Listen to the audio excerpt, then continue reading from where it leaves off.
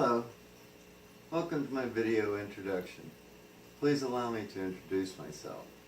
My name is Francis Patrick Cassidy III. However, I go by my middle name Patrick, plus a few things my brothers call me that I can't say in public.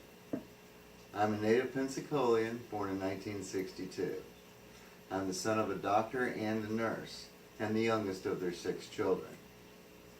I attended Pensacola Christian School,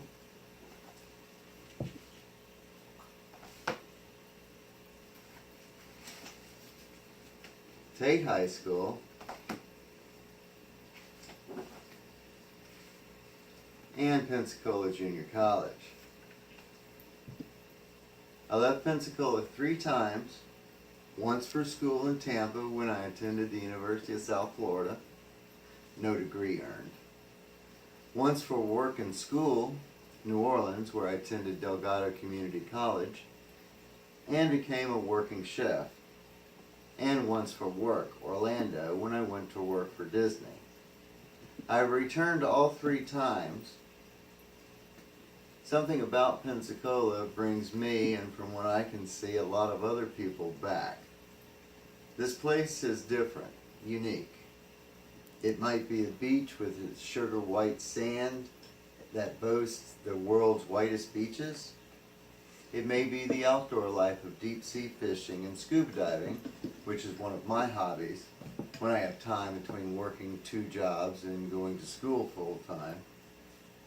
I enjoy camping, tent camping mostly, but if a trailer or a cabin is available, those are good too. As a child, we would go camping at Fort Pickens, the local national seashore park, with our camper and the 6 of us kids. We took along a tent in case the camper became too small and we needed a place for a couple of extra kids outside. I also enjoy going to Disney, with all of its rides, foods, attractions, and of course the characters. My favorite is Tigger. When I was in Orlando, I worked at Walt Disney World, behind the scenes in the Central Foods Bakery, making cookies and brownies and sponge cake and breakfast pastries. I left Orlando to return home to help take care of my father after his stroke. Since then, I worked at McGuire's as the catering chef, and I was the kitchen supervisor at the University of West Florida. I have been the senior technician at Milton Computers, and a customer service representative as part of the social media team for Clearwire, which is a wireless internet service provider that was bought up by Sprint. I guess I needed something to put my networking technology degree to work for me.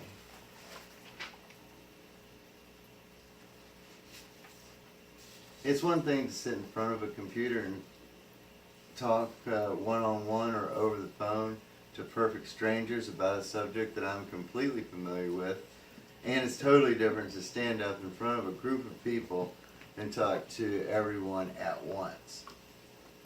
It's not always been good times. I was widowed at 41 and left to raise my daughter from the age of 4. This semester I am taking a psychology course with her here at PSC. She is my pride and joy. And when she graduated high school a year and a half early and said she wanted a degree in hospitality management, not only was I proud, but she also inspired me to come back to school and get my bachelor's degree also. So here we are at PSC. Now, this is not my first time attending here. Right out of high school in 1980, I started classes, one of which was public speaking. Back then, I was still trying to identify who I was. I got up in front of the class, probably to give a speech, something similar to this one. I could feel my heart pounding. It was getting warm. I kept clearing my throat. I don't think I got 10 words out of my mouth of the speech I was supposed to give before I apologized and walked out of the class. I did not go back. I didn't realize how frightening talking in front of a group of complete strangers was until that moment. Now, after 3+ decades in the workforce and completing 3 different courses of study, I'm attempting public speaking again. Hopefully this time the results will be much more improved. And if successful, I can move on to UWF where I can get my hospitality degree.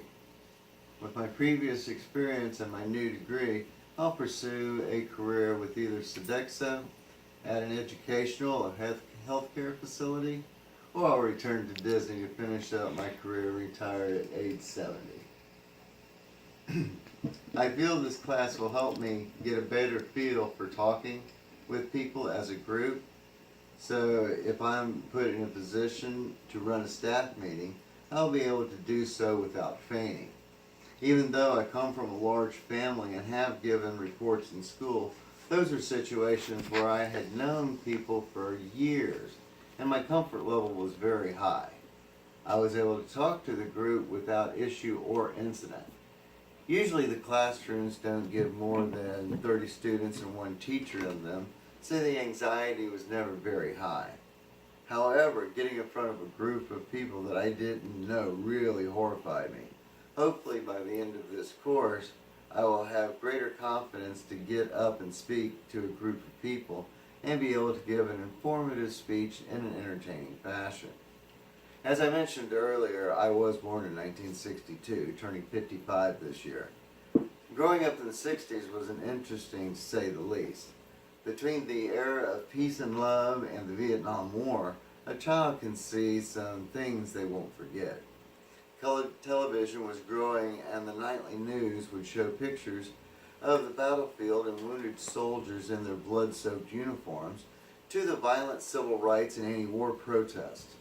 Being the child of a doctor and he having a passion for photography, I was able to watch films of surgeries he would bring home, so seeing blood on the television wasn't the traumatic part. What confused me was when the people who wanted the war stopped were being just as violent as the war itself with their rock throwing and fire setting riots. When I was growing up, there was a young African American kid that our family knew who everyone called Sonny Boy. He would play with all the younger kids in the neighborhood, playing tag, playing hide and seek, until one day Sonny Boy went away.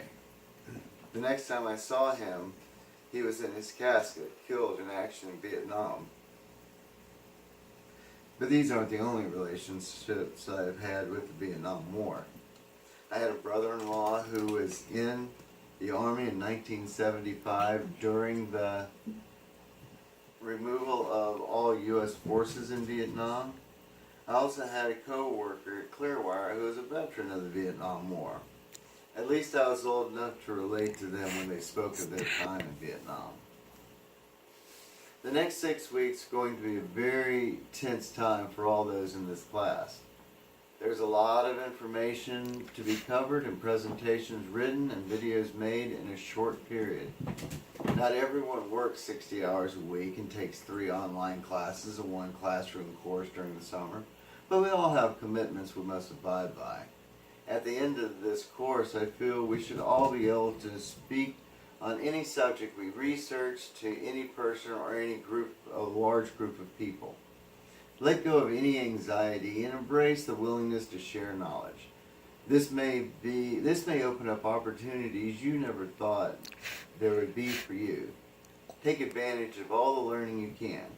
I am almost 55 years old, and if I can go back to school and pass this, I know the rest of you can follow suit and put the best presentations forward you possibly can.